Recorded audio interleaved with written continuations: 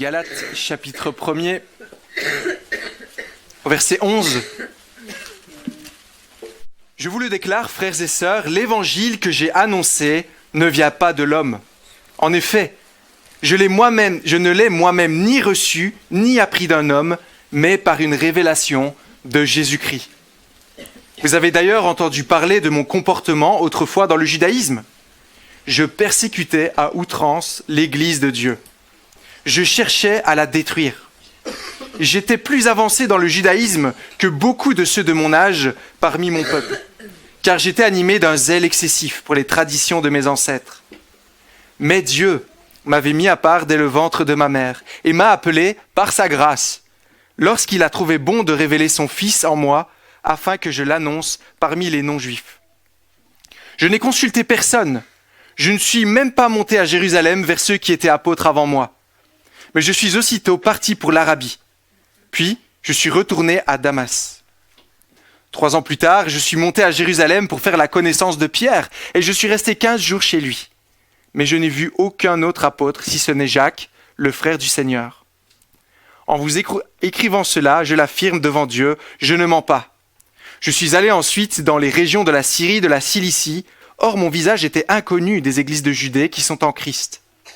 Elles avaient seulement entendu dire « Celui qui nous persécutait auparavant annonce maintenant la foi qu'il s'efforçait alors de détruire. » Et elles rendaient gloire à Dieu à cause de moi. Chapitre 2, verset 1er. 14 ans plus tard, je suis monté de nouveau à Jérusalem avec Barnabas. J'avais aussi pris Tite avec moi, je suis monté à la suite d'une révélation. Et je leur ai présenté l'évangile que je prêche parmi les non-juifs. Je l'ai exposé en privé à ceux qui sont les plus considérés, afin de ne pas courir ou avoir couru pour rien. Or, Tite, qui était avec moi et qui est grec, n'a même pas été contraint de se faire circoncire, malgré les prétendus frères qui s'étaient furtivement glissés parmi nous pour épier la liberté que nous avons en Jésus-Christ, avec l'intention de nous asservir. Nous ne leur avons pas cédé un seul instant, afin que la vérité de l'Évangile soit maintenue pour vous. Quant à ceux qui sont les plus considérés, ce qu'ils étaient autrefois m'importe peu. Dieu ne fait pas de favoritisme. Ils ne m'ont rien imposé de plus. Au contraire, ils ont vu que l'Évangile m'avait été confié pour les incirconcis comme à Pierre pour les circoncis. Car celui qui a fait de Pierre l'apôtre des circoncis a aussi fait de moi l'apôtre des non-juifs. Et ils ont reconnu la grâce qui m'avait été accordée. Jacques, Céphas et Jean, qui sont considérés comme des piliers, nous ont alors donné la main d'association à Barnabas et moi, afin que nous allions nous-mêmes, non vers les non-juifs, nous vers les non-juifs et eux vers les circoncis. Ils nous ont seulement recommandé de nous souvenir des pauvres, ce que j'ai eu soin de faire. Mais lorsque Pierre est venu à Antioche, je me suis ouvertement opposé à lui parce qu'il était condamnable. Jusqu'ici, la lecture du texte de la prédication qu'on aura dans un instant. Et il y a un deuxième texte qui se trouve en 1 Timothée. 1 Timothée.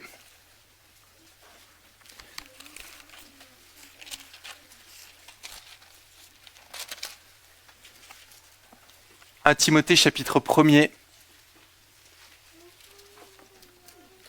verset 12.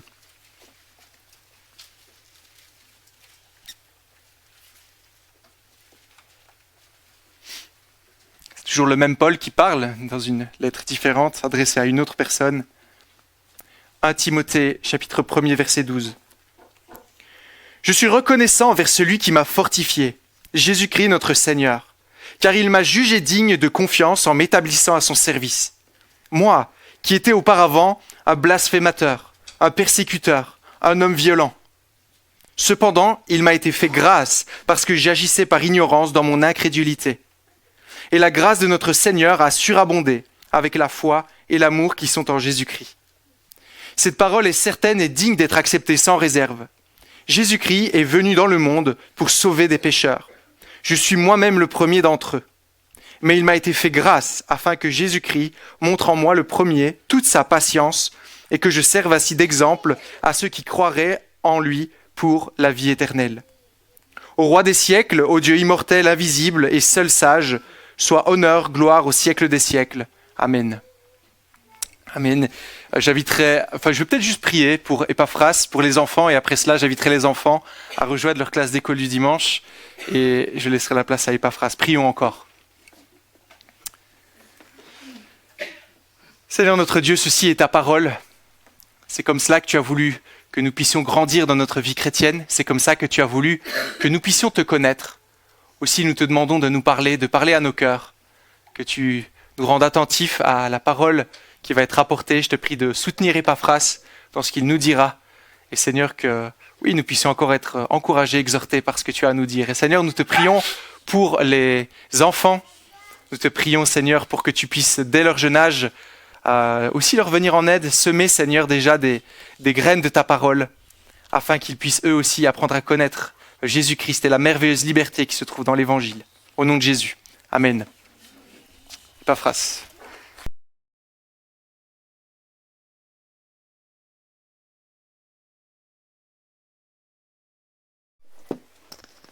Bonjour à tous. Donc, soyez bénis en ce dimanche, premier jour de la semaine. Plaisir pour moi de continuer cette série sur l'Épître aux Galates. Une épître intéressante, enrichissante. On n'est qu'au début, on y va tout doucement. Il y a beaucoup de choses encore à aborder. C'est un marathon, donc on y va à notre rythme.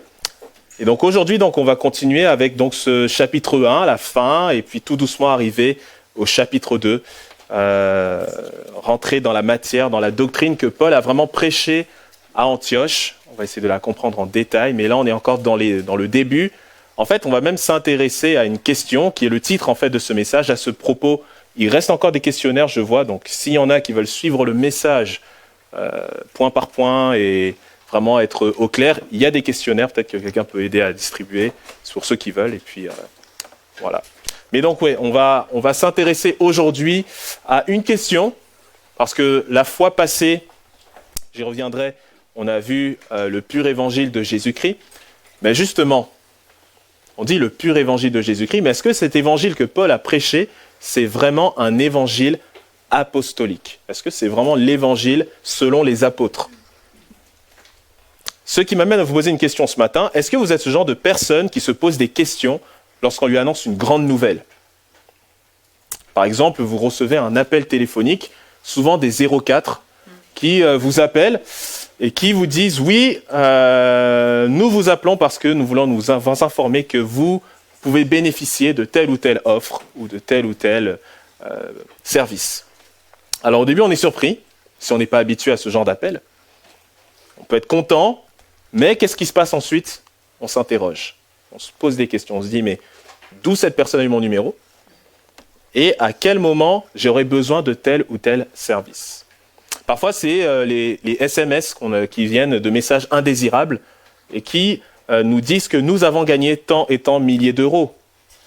Pareil, on est content, on se dit, ah c'est bien, ça va pouvoir payer les problèmes d'électricité du mois, ça va pouvoir combler pour les courses. Et puis, on se pose des questions, on se dit, est-ce que vraiment ce n'est pas un message indésirable?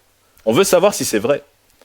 Ou peut-être demain, quand vous allez aller au travail, votre collègue va venir vous annoncer que j'ai entendu le patron dire que tu vas être augmenté. Ça, c'est une bonne nouvelle, n'est-ce pas? Peut-être qu'on attend cette augmentation depuis un bon moment, et voilà que ça tombe à pic. Mais c'est possible que votre collègue ait menti, n'est-ce pas? C'est possible même qu'il ait entendu quelque chose pour vous faire plaisir, et qu'en fait, finalement, ce n'était que le fruit de son imagination. Est-ce qu'il dit la vérité? En fait, nous sommes des personnes qui n'aimons pas le mensonge. Nous aimons vraiment savoir si ce qu'on nous dit est vrai. On suspecte tout discours parfois d'autorité. On a des doutes qui surgissent quand les preuves ne sont pas suffisantes. Alors, qu'est-ce qu'on fait? On va vérifier l'information. On va essayer de la vérifier pour soit la confirmer, soit pour l'infirmer. Et même quand la personne qui donne l'information est crédible, on va quand même se poser des questions. Un peu comme ce qui se passe dans notre histoire ici. Donc Paul est arrivé à Antioche, il a prêché l'évangile avec Barnabas, il est ensuite allé dans toutes les villes dans la région qu'on appelle la Galatie, puis il est reparti. Et voilà qu'il y a des personnes qui sont venues, on l'a lu la dernière fois au chapitre 1er verset 7, qui sont venues pour troubler les Galates. Ils sont venus pour leur donné un autre discours, et dans ce discours, il y avait ceci, il disait que ce Paul-là qui vous a annoncé l'évangile, qu'est-ce qui vous dit que c'est vraiment un apôtre de Jésus ? Qu'est-ce qui vous dit que son message est en total accord avec le message des apôtres de Jérusalem ? Voilà que ces enseignants disaient que oui, il faut croire en Jésus, bien évidemment, mais ça ne suffit pas. Il faut aussi suivre la loi de Moïse et surtout, il faut suivre le rite de la circoncision, qui est vraiment le marqueur de ceux qui sont du peuple de Dieu. Est-ce que ces enseignants ont tort ? Comment savoir si l'évangile, la bonne nouvelle qui a été annoncée par ces personnes-là, c'est véritablement la seule et unique bonne nouvelle, conformément à celle des apôtres ? Et si finalement, en fait, c'était l'apôtre Paul qui était un menteur ? C'est une question qui se pose encore aujourd'hui. Peut-être vous dites que ça, c'est un débat qui était il y a 2000 ans. Non, encore aujourd'hui, il y a des personnes qui remettent en question l'apôtre Paul sur sa doctrine, ou même sur la façon dont nous devons pratiquer l'évangile. Certains vont dire, quand on voit ces remarques sur la place, par exemple, de la femme, ou alors le rôle véritablement de Christ dans l'évangile, où c'est un peu trop centré sur Christ, où certains vont dire, non, moi je préfère les évangiles, mais Paul c'était vraiment quelqu'un d'autre. Je ne vais pas vraiment suivre l'avis de l'apôtre Paul. Vous pouvez me dire, mais j'ai jamais entendu ça, mais pourtant ça existe. Il y a encore des gens aujourd'hui qui remettent en question la parole de l'apôtre. On dit que Paul a inventé un nouveau christianisme. Alors peut-être que ce n'est pas le cas pour vous. Pour vous dites que non, Paul c'est la parole de Dieu, tout ça. Oui, mais la réalité c'est que ces questions se posent encore aujourd'hui. Et qu'est-ce qu'on répond à ce genre de questions ? Comment on réagit devant de tels propos ? Avant de tenter d'y répondre, je rappelle juste que la fois passée, je l'ai dit, nous avons vu donc le pur évangile de Jésus-Christ, que cet évangile, il y a un danger si on cherche à le modifier à notre guise. Vous vous souvenez pourquoi c'est un danger ? Parce que cet évangile, c'est l'évangile de Jésus-Christ, Galates 1, verset 7. Et deuxièmement, parce qu'il y a le jugement qui vient sur les personnes qui osent modifier l'évangile. Paul disait que si quelqu'un se met à prêcher un autre évangile que celui que nous avons annoncé, qu'il soit maudit par Dieu, anathème. Et troisièmement, ce n'est pas la crainte des hommes qu'on recherche, c'est avant tout de craindre Dieu, de respecter, d'honorer l'évangile et la parole de Dieu. Mais justement, cet évangile-là que Paul a annoncé, sur quoi se base-t-il pour l'annoncer aux Galates ?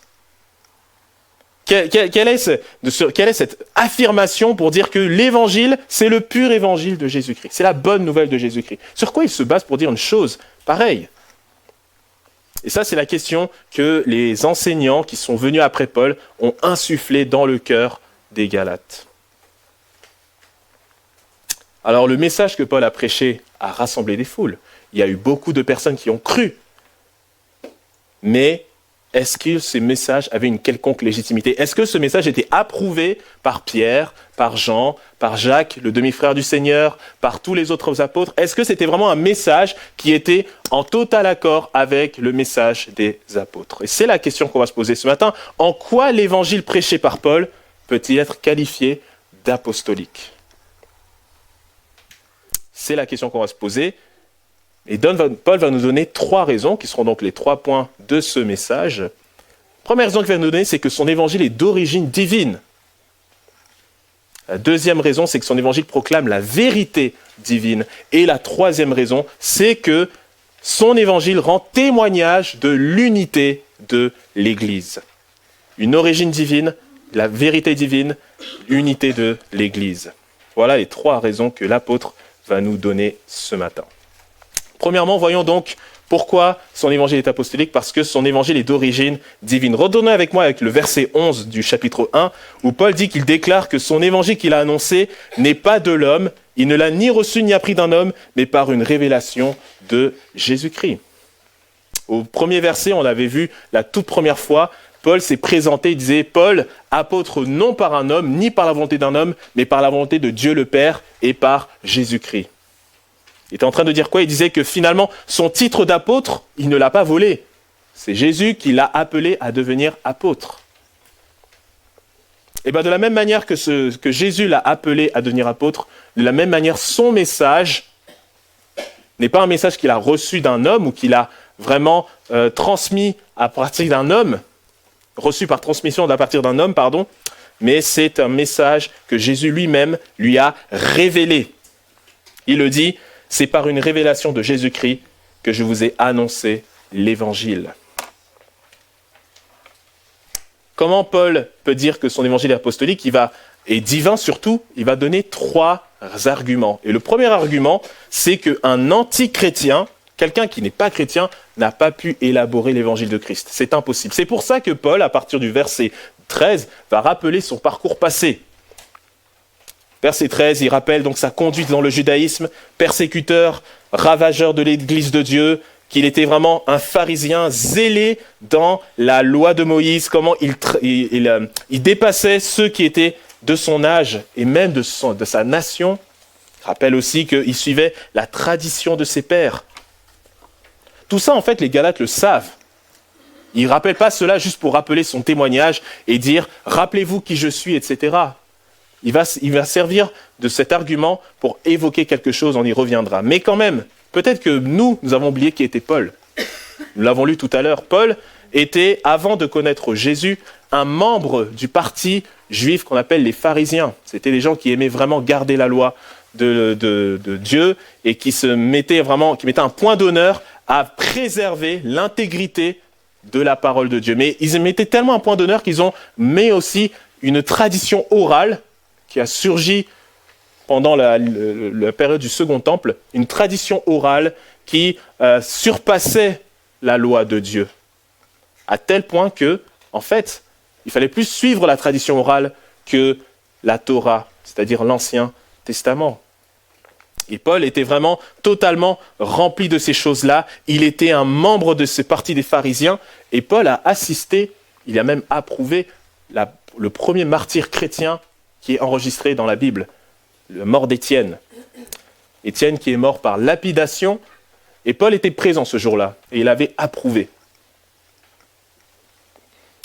Sa motivation pour persécuter les chrétiens, c'était qu'il voyait que les chrétiens faisaient obstacle à sa proclamation du judaïsme, à sa proclamation de la foi des pharisiens.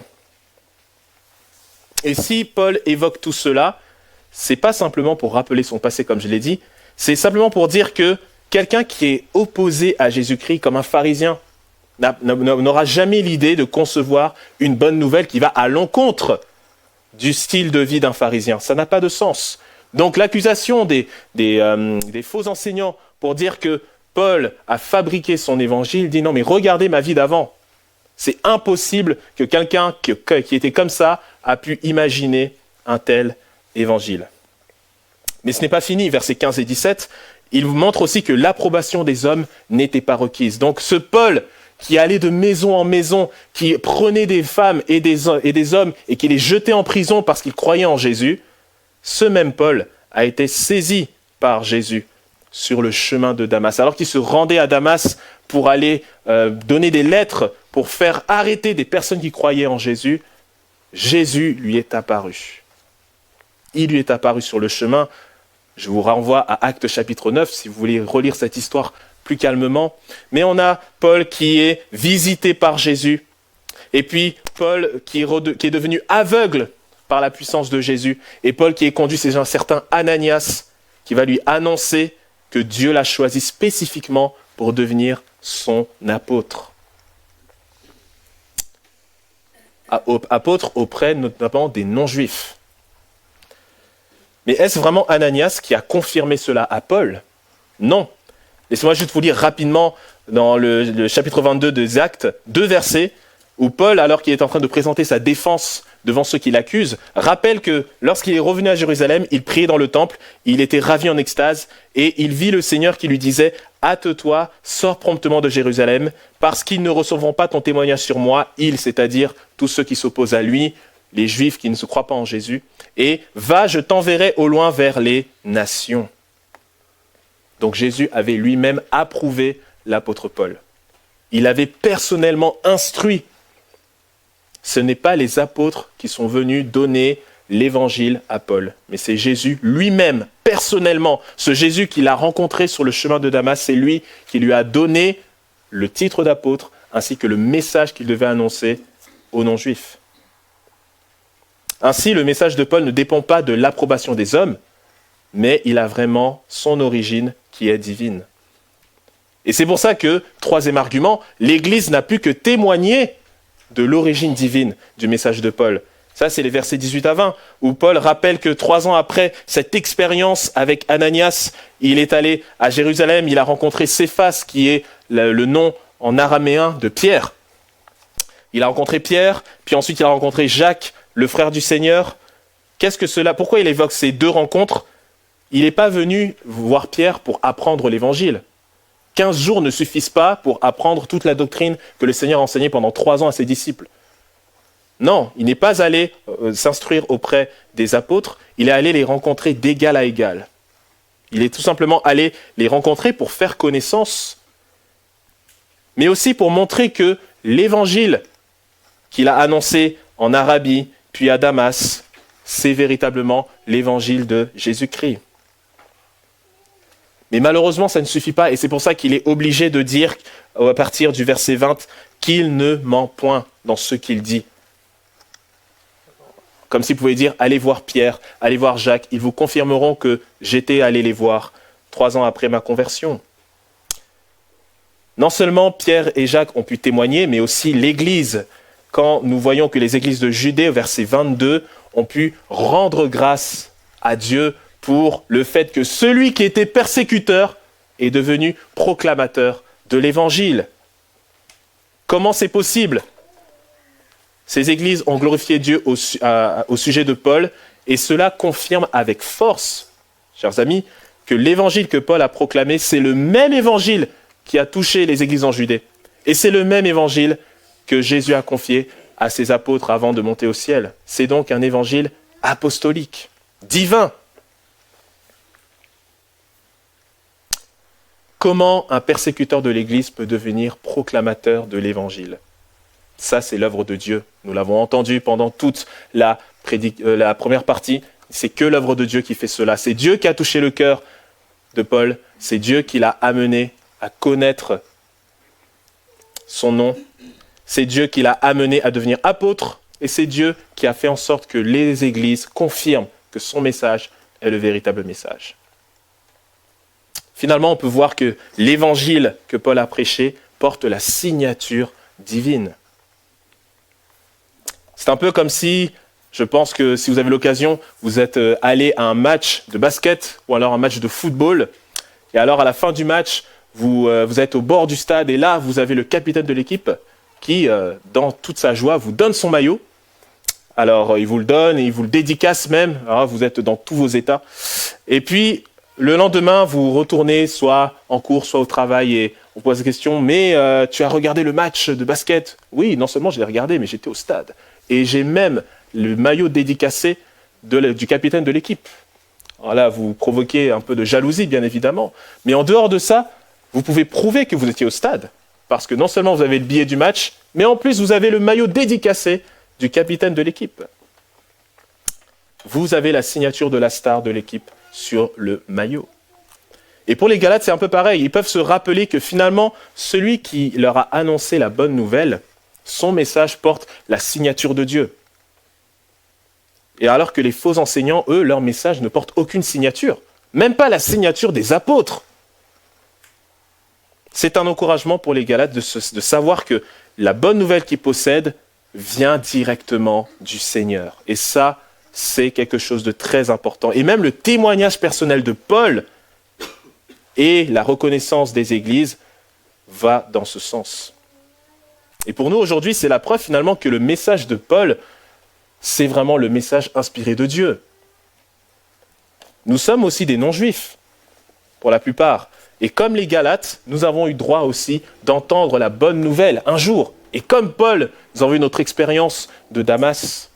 Et comme Paul, nous avons reçu la bonne nouvelle. Et ça montre que l'Église est unie, mais j'y viendrai plus tard sur l'unité des saints. Et donc, quand on nous pose des questions sur est-ce que vraiment Paul est un apôtre selon Jésus-Christ? Est-ce que vraiment son évangile, c'est la parole de Dieu? Eh bien, on peut dire oui. Regardez à sa vie d'avant, regardez au témoignage des autres apôtres, mais surtout, regardez à ma vie. Cet évangile qu'il a prêché a touché mon cœur et m'a amené à me repentir et à donner ma vie à Jésus-Christ. Parce que l'évangile que Paul prêche rabaisse l'être humain. Il lui rappelle qu'il est un pécheur devant son Créateur, qu'il a besoin de se repentir et de tourner son regard vers celui qui peut le sauver, Jésus-Christ, et qui n'a pas d'espérance au jour du jugement, sinon la justice parfaite de Jésus et le sang qui a coulé à la croix pour lui. Et ça, c'est la bonne nouvelle. Ça, c'est ce que Paul a prêché. Et c'est la bonne nouvelle que Jésus a annoncée tout au long de son ministère. Est-ce que c'est rassurant? Oui, c'est rassurant. Des temps troublés, quand on est au milieu de l'épreuve, on a au moins une espérance, c'est qu'on a cet évangile, cette parole qui vient directement de Dieu. Et cet évangile peut et va transformer les cœurs de ceux qui ne croient pas et renforcer le cœur de ceux qui croient. C'est une nouvelle qui est bonne parce que celui qui l'a conçue est bon. C'est qui? C'est notre Seigneur Jésus qui est le Dieu fait homme. Donc l'évangile de Paul est véritablement un évangile d'origine divine. Mais ce n'est pas tout. Paul sait très bien que les faux enseignants ont beaucoup d'arguments. Donc il est obligé de poursuivre son argument, ce qui nous amène au deuxième point. Son évangile proclame la vérité divine. L'évangile proclame la vérité divine, puisque l'évangile que Paul a annoncé est divin, on peut en déduire que le contenu qu'il annonce la vérité de Dieu. Regardez encore avec moi le chapitre 2, les premiers versets où Paul nous dit que 14 ans après la première venue à Jérusalem, il monte encore à Jérusalem, cette fois avec Barnabas, qui était un disciple très connu des apôtres, et il a pris aussi un dénommé Tite, qui était un non-juif. Ses parents n'étaient pas juifs, lui-même n'était pas juif, mais il est monté à Jérusalem avec Tite, et on va savoir pourquoi c'était important de préciser cela. La question qu'on va se poser, c'est pourquoi Paul et Barnabas sont partis justement d'Antioche et sont allés à Jérusalem. Quel était le motif qui les a amenés à aller voir les apôtres à Jérusalem? L'épisode nous est relaté dans le livre des Actes, au chapitre 15. On ne va pas le lire, mais je vais juste vous lire le premier verset où nous lisons ceci, c'est Luc qui écrit. Il nous dit « Quelques hommes venus de Judée enseignaient les frères d'Antioche, disant « Si vous n'êtes pas circoncis selon le rite de Moïse, vous ne pouvez pas être sauvés. » Donc d'un côté, on a Paul et Barnabas qui viennent à Antioche, qui annoncent un évangile, qu'on peut être sauvé de nos péchés en dehors d'obéir aux œuvres de la loi. Et quelques jours, mois, semaines, années plus tard, on a des personnes qui viennent et qui disent le contraire. Qui disent oui, il faut croire en Jésus, mais il faut quand même suivre le rite de la circoncision. Quelle confusion! Quelle confusion!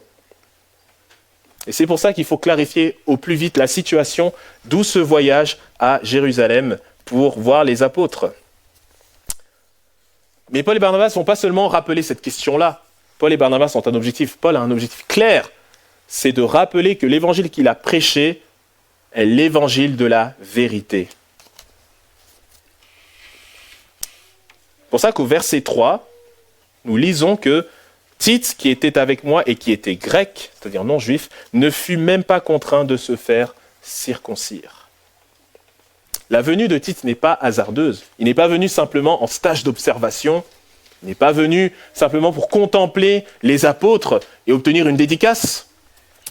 Tite est venu pour prouver aux apôtres et aux judaïsants, c'est-à-dire aux gens qui croyaient en Christ, mais qui disaient qu'il fallait suivre la loi de Moïse, que Tite était un vrai converti. Quelqu'un qui a vraiment la vraie foi en Jésus-Christ, au même titre que ceux qui sont juifs d'origine et qui croient aussi en Jésus. Il possède tous les privilèges en Christ, au même titre que ceux qui ont cru en Christ et qui sont d'origine juive. Et donc, il n'est pas nécessaire qu'il soit circoncis. Et donc, ça veut dire quoi? Ça veut dire aussi que la prédication de Paul est bel et bien apostolique. Et on pourrait même ajouter un argument supplémentaire parce que acte 15, il se passe des choses avant acte 15, acte 12, acte 13, enfin acte de 13, 12, 11 et 10 surtout, où nous avons Pierre. Que fait Pierre? Pierre va dans la maison d'un centurion romain qui s'appelle Corneille, et que fait-il? Il lui annonce la bonne nouvelle.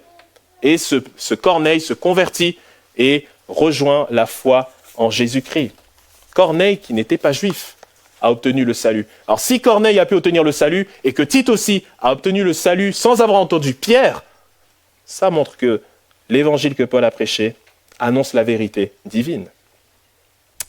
Mais cette vérité a été contestée, vous le voyez avec moi au verset 4 de Galates chapitre 2. Des faux frères s'étaient secrètement introduits et glissés parmi nous pour épier la liberté que nous avons en Jésus-Christ avec l'intention de nous asservir. Pourquoi Paul les appelle des faux frères? C'était des gens qui croyaient en Jésus. Oui, mais quel était leur objectif en fait? Leur véritable objectif, ce n'était pas de faire avancer la cause de Christ, c'était de semer le doute et la division. C'était des communautaristes, des sectaires, qui avaient juste un but, c'est qu'on retourne à la loi de Moïse. Le problème, c'est que obéir à la loi de Moïse et la tradition, c'est obéir à plus de 600 lois, codes de loi, et c'est presque impossible de parfaitement respecter cela. C'est pour cela qu'au verset 5, Paul dit qu'ils n'ont pas cédé à leurs menaces et qu'ils ont tenu bon, ils ont résisté. Pourquoi? Pour que la vérité de la bonne nouvelle soit maintenue parmi vous, les Galates. Oui, parce que si le salut dépend d'une pratique humaine, qu'est-ce que ça veut dire de la grâce de Dieu? C'est que la grâce de Dieu est secondaire, n'est-ce pas? Et si donc le fait d'être circoncis, ça devient nécessaire pour être sauvé, qu'est-ce qu'on fait des personnes qui ne peuvent pas se faire circoncire?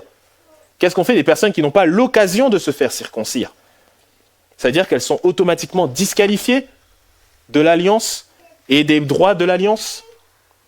Non. Paul et Barnabas disent non. Il n'y a aucune raison d'obéir à leur discours. Il faut plutôt résister et s'opposer à ces faux frères. Ces faux frères, bizarrement, qui ressemblent à ceux qui viennent troubler les Galates. Eux aussi, ces gens qui sont venus en Galatie, ne prêchent pas la vérité, mais ils prêchent un mensonge. Ils ne sèment pas l'unité, mais ils sèment la division. Mais Paul est là pour rassurer les Galates. Avec cette question, est-ce que vous êtes vraiment membre du peuple de Dieu? La réponse est oui. Oui, il ne vous manque rien. Vous avez vraiment cru en Jésus, comme les Juifs qui ont cru en Jésus. Et donc vous êtes membre du peuple de Dieu. Et donc l'évangile que je vous ai annoncé est vraiment un évangile apostolique. Vous savez, on dit souvent que les enfants aiment bien copier leurs parents. Et comment savoir justement si tel enfant appartient à tel parent? Parfois, il suffit juste d'observer. Alors personnellement, j'ai la réputation de marcher assez vite et assez de manière déterminée. Ceux qui m'ont déjà vu marcher, je suis bien concentré, je ne me dévie pas de la trajectoire. Et bien un jour, une nourrice dans notre village m'a vu marcher, et puis elle en a parlé à mon épouse, elle a dit « Ah, mais votre mari, il y va, hein. Il ne faut pas le détourner de son regard, de son chemin, hein. Il est concentré. » Et puis quelques temps plus tard, elle a vu ma fille Johanna marcher, pareil, de manière déterminée comme ça. Et puis elle s'est dit « Ah, bah là, on sait d'où Johanna tient cette détermination, n'est-ce pas ?» Parfois, il suffit d'une parole ou une réaction qu'un enfant fait pour qu'on se dise « Ah, lui, on sait de qui il tient cela. Il tient de son papa ou il tient de sa maman. » Et donc, parfois, il faut juste regarder l'enfant pour savoir à quel parent il appartient. Et bien ici, c'est un peu pareil. Les Galates peuvent être rassurés parce que si quelqu'un comme Tite n'a pas été contraint d'être circoncis, ça montre que vraiment le message de Paul, c'est le même message que celui des apôtres. Et donc, c'est l'évangile de la vérité. Et donc, c'est un message apostolique et rassurant. Et ça, c'est un test pour nous encore aujourd'hui. Un test pour nous aujourd'hui parce que nous pouvons savoir que le message qui annonce que nous devons croire en Jésus-Christ, mais quand même, il y a un peu de mes œuvres, il y a un peu de ma performance qui compte. Si on écoute un tel message, ce n'est pas le message que les apôtres ont annoncé. Ce n'est pas le message qui nous a été donné, qui nous a été confié. C'est plus un mensonge catastrophique. Ce n'est pas un message apostolique, mais un mensonge catastrophique. Comment savoir si j'ai assez accompli de bonnes œuvres? Je ne saurais jamais. Quel est le compteur, quel est le standard qui me dit que là c'est bon, je suis prêt, je peux aller au ciel? Je ne sais pas. Non, la vérité c'est que l'évangile est une délivrance qui arrête cette compétition, cette recherche de bonne performance et qui me dit je compte sur la bonne performance de Jésus-Christ et non sur la mauvaise performance que j'accomplis. Considérons donc les preuves que ce que Paul nous a annoncé est la vérité de Dieu. Et cela va m'amener au troisième et dernier point. Donc on a vu que l'évangile de Paul est un évangile d'origine divine. On a vu aussi que son évangile annonce la vérité, il proclame la vérité de Dieu. Il en est la preuve, Tite en est la preuve, et le travail qui a été fait à Antioche et les environs en est la preuve. Mais troisièmement, l'évangile de Paul rend témoignage de l'unité de l'Église. L'unité de l'Église. Et oui, parce que si l'évangile est d'origine divine et qu'il proclame la vérité divine, qu'est-ce que cela signifie pour les relations entre les chrétiens d'origine juive et les chrétiens d'origine non juive? Qu'est-ce que ça dit sur les relations entre ces deux entités? Paul poursuit à partir du verset 6, il dit que ceux qui sont les plus considérés, quels qu'ils aient été jadis, cela ne m'importe pas, Dieu ne fait point de favoritisme, ceux qui sont les plus considérés ne m'imposèrent rien. Alors qu'ils sont à Jérusalem, avant le concile de Jérusalem, avant cette grande question sur est-ce qu'il faut circoncire pour être sauvé, est-ce que les non-juifs doivent se faire circoncire, etc. Voilà que Paul est en discussion avec Pierre, Jacques, ainsi que Jean.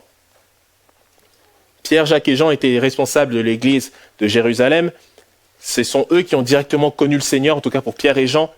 Ils ont marché avec lui, ils ont connu sa mort, sa résurrection, son ascension. Donc ce sont des personnes très considérées par l'Église. On sait que ces personnes-là, on peut leur faire confiance.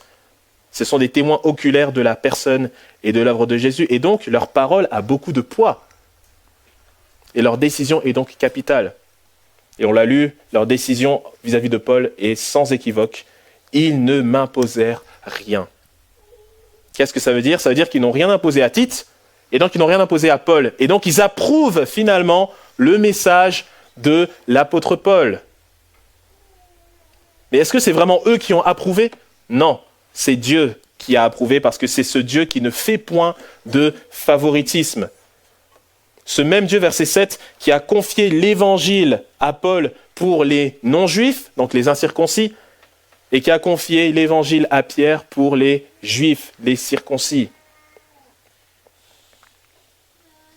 C'est les deux raisons que Paul va donner pour montrer que oui, son évangile témoigne de l'unité des saints, c'est que son œuvre parmi les païens est manifeste. Je l'ai dit au verset 7 et au verset 8, il a fait un travail dans les régions là où l'évangile n'était pas encore allé parmi les non-juifs. Il a annoncé la parole de Jésus-Christ. Et ce travail qu'il a fait, Tite en est la preuve visible, vivante. Donc l'évangile est bien parvenu aux païens, comme il est parvenu aux juifs par l'intermédiaire de Pierre. Et donc le ministère pour les non-juifs et le ministère pour les juifs a le même contenu, le salut par la foi seule en Jésus-Christ. Et ça, c'est rassurant. De se dire qu'il n'y a pas de division, il n'y a pas de divergence d'opinion, tout est sur le même pied d'égalité. Ainsi, Paul est légitime non seulement aux yeux des responsables de Jérusalem, mais en fait aux yeux de Dieu, c'est le plus important. Et ça, les apôtres de Jérusalem l'ont compris et ils ne font que confirmer ce que Dieu lui-même avait déjà affirmé.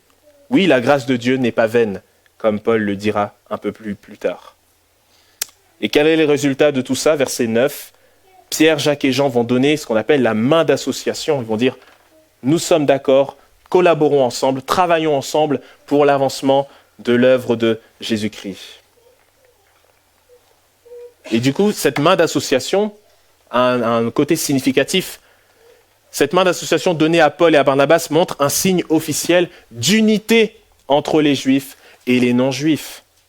C'est la preuve que finalement, en fait, les faux enseignants en Galatie, lorsqu'ils s'opposent à Paul et à son message, ils s'opposent non seulement à l'évangile apostolique, mais ils s'opposent aussi à l'unité de l'Église. quand on a quelqu'un qui s'oppose au message de Paul, en fait, il est en train de s'opposer à l'unité de l'Église, de s'opposer au plan de Dieu. D'ailleurs, verset 10, Pierre, Jacques et Jean vont annoncer à Paul et à Barnabas de se souvenir des pauvres. Qu'est-ce que ça veut dire de se souvenir des pauvres? De se souvenir des pauvres des églises de Judée, qui étaient les églises les plus attaquées par l'Empire. Et donc, si les églises non juives acceptent de soutenir financièrement les églises juives, qu'est-ce que ça veut dire? Ça veut dire que l'évangile de Paul est vraiment un évangile apostolique et pratique. Et cela met un total accord entre les églises de Jérusalem et l'église d'Antioche, entre Paul et Pierre, entre les apôtres, et qu'il y a vraiment unité des saints. Alors si aujourd'hui nous appliquons les principes de l'évangile rappelés par Paul dans toutes ses lettres, ce n'est pas simplement parce que nous croyons que c'est la parole de Dieu. Oui, nous croyons que c'est la parole de Dieu, mais c'est aussi parce que nous croyons en l'unité des saints. Nous sommes d'accord avec l'Église du 1er siècle, et nous sommes d'accord avec les églises d'aujourd'hui qui témoignent du même évangile. Oui, l'expression de la foi évangélique peut être différente chez certains, mais si on a le même fondement, n'est-ce pas la preuve que cet évangile apostolique est le vrai évangile? N'est-ce pas la preuve que l'Église est unie? Bien évidemment que c'est une preuve que c'est le cas. Ainsi, annoncer que l'évangile de Paul est le véritable évangile, c'est annoncer que l'Église de Jésus-Christ est unie. Pour conclure, si l'apôtre Paul et son message sont encore remis en cause aujourd'hui, il y a deux raisons. Soit c'est parce que les gens sont de mauvaise foi, ou soit c'est parce qu'ils ne connaissent pas Paul et son évangile. Et peut-être que ce matin, vous m'écoutez, et que vous ne croyez pas, et que peut-être vous aussi vous vous posez des questions. Est-ce que vraiment cette parole qui est annoncée là, dans Galates, c'est la vraie parole de Dieu? Est-ce que ce n'est pas une invention d'un homme? Est-ce que ce Paul a dit la vérité? Est-ce que c'est vrai que Jésus, d'après Galates chapitre 1, verset 4, s'est donné lui-même pour nos péchés afin de nous arracher du présent monde mauvais selon la volonté de Dieu? Est-ce que c'est vrai tout cela? C'est légitime de se poser la question, et je vous comprends. Mais vous avez la réponse. Vous avez entendu la réponse ce matin, et vous avez la conviction, normalement, du Seigneur qui est en train de vous travailler maintenant. La bonne nouvelle que Paul a prêchée à ces églises, c'est la même bonne nouvelle qui est prêchée dans cette église. Et cette bonne nouvelle qui est annoncée dans cette église, c'est le pur évangile de Jésus-Christ.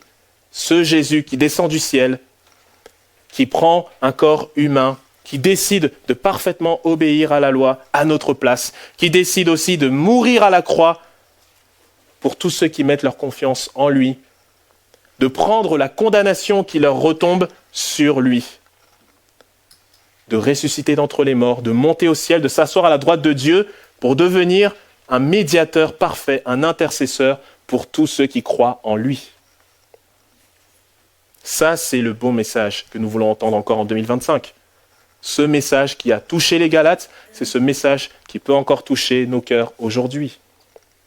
La bonne nouvelle de Paul est une bonne nouvelle apostolique. Dieu en est le concepteur, il annonce sa vérité qui est proclamée et l'unité de l'Église est proclamée, rappelée par cet évangile. Il vous suffit maintenant d'y croire. Que Dieu vous aide en tout cas à embrasser cet évangile. Et ce matin, si nous croyons à cet évangile, qu'est-ce que nous pouvons faire sinon remercier Dieu? Qu'est-ce que nous pouvons faire sinon de nous confier encore davantage en lui et de le remercier de nous avoir donné un tel trésor?